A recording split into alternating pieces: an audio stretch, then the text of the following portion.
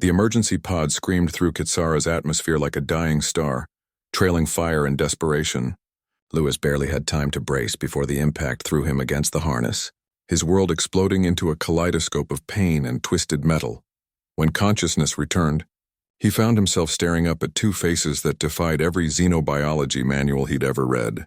They were unmistakably vulpine, elegant pointed ears twitching atop their heads, eyes with vertical slits that caught the dual sunlight, and the most striking feature, 3 magnificent tails each, furred in russet and cream, swaying with apparent emotion behind them.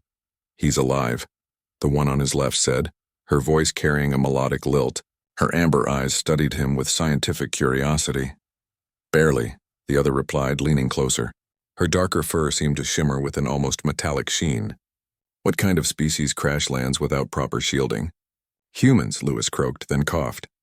"We're called humans." Both fox girls recoiled slightly, their ears flattening. "A human?" The first one breathed. "Melissa, we found an actual human." "I can see that, Yuki," Melissa replied, her tails bristling. "The question is, what do we do with him?" Lewis learned quickly that he'd landed in the middle of a territorial dispute that had lasted 3 generations. Yuki and Melissa were rival huntresses from neighboring clans, each claiming the forest valley where his pod had crashed. On Kitsara, such disputes were typically settled through combat or complicated courtship rituals, neither of which applied to the situation of a crashed alien pilot.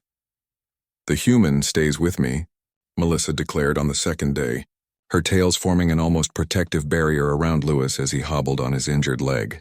"My medics can treat his wounds properly." "Your medics?" Yuki's laugh was sharp as broken glass. "Your clan still uses fermented herbs. My people have actual medical technology." She placed a surprisingly gentle hand on Lewis's shoulder. "Come with me, human. I'll have you walking without pain by sunset." Lewis looked between them, seeing something he recognized from 100 first contact scenarios gone wrong. Pride masking genuine concern. "Why can't you both help me?" The silence that followed was deafening. "Fox girls don't share," they said in unison, then glared at each other for the synchronization. "Why not?" Lewis pressed. His xenoanthropology training kicked in despite his pain. "On Earth we have a saying, 2 heads are better than 1, especially when one head knows ancient medicine and the other knows modern tech." Melissa's ears twitched. "That's not how things are done." "It's never been done," Yuki added, but her voice carried less certainty. "Maybe that's the problem," Lewis said softly. Over the following weeks, something unprecedented happened in the forest valley. Melissa brought her clan's knowledge of native plants that accelerated healing beyond anything in the standard pharmaceutical database. Yuki contributed nanite injectors that could be programmed with Melissa's herbal compounds, creating hybrid treatments that worked synergistically. Lewis became their bridge, literally sitting between them as they worked, translating concepts from one clan's terminology to the others, finding common ground in their shared goal of keeping him alive. "Your people's compression wrapping technique," Yuki admitted one evening. "It's actually superior for torn ligaments." Melissa's tail swished with barely concealed pleasure. "And your diagnostic scanners caught the internal bleeding my healers missed." He would have died. They both looked at Lewis, who was now walking unaided, stronger than he'd been even before the crash. "Humans have a saying," he told them with a slight smile. "The whole is greater than the sum of its parts." "You have a lot of sayings," Melissa observed, but her tone was warm. "It's because we learned early that we're stronger together," Lewis explained. "We nearly destroyed ourselves in our past, fighting over territories and resources. What saved us was learning to share. Knowledge, space, even leadership." Yuki sat down beside him, her tails unconsciously intertwining with Melissa's in a way that would have been unthinkable weeks ago. "Is that why humans are so effective in the galactic community?" "I've heard stories a human diplomat ended the Solarian blockade. Human engineers saved the Vortan homeworld." "We're not special," Lewis said. "We're just stubborn enough to believe that cooperation isn't weakness." "That sharing doesn't diminish you, it multiplies you." Melissa was quiet for a long moment. "Our clans have fought for 3 generations over this valley. Good people have died. Families have been torn apart." She looked at Yuki, really looked at her, perhaps for the first time. "What if we've been fighting over the wrong thing?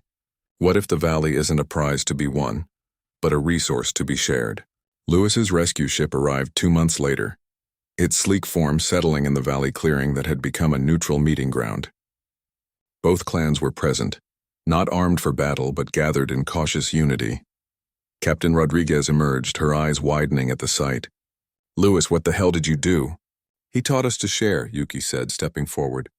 Beside her, Melissa nodded. "The Kitsara clans are announcing a formal alliance," Melissa explained. "The first in our recorded history. We're calling it the Human Accord." Lewis felt his chest tighten with emotion. "I just crashed here." "You crashed," Yuki agreed, her amber eyes gleaming with amusement and something deeper. "But you landed exactly where the universe needed you." As his ship prepared for departure, both Fox girls accompanied him to the ramp. Their tales were fully intertwined now, a symbol of unity that would have been impossible before. "Come back," Melissa said softly. "We'll be here," Yuki added. "Both of us, together." Lewis smiled, understanding the invitation that went beyond simple words. "Humans don't give up on friends. I'll be back." As the ship lifted off, he watched the valley below. The two clans mingling, sharing space that had been contested for generations. Sometimes, he thought, the most powerful force in the universe wasn't technology or weapons. It was simply the courage to share.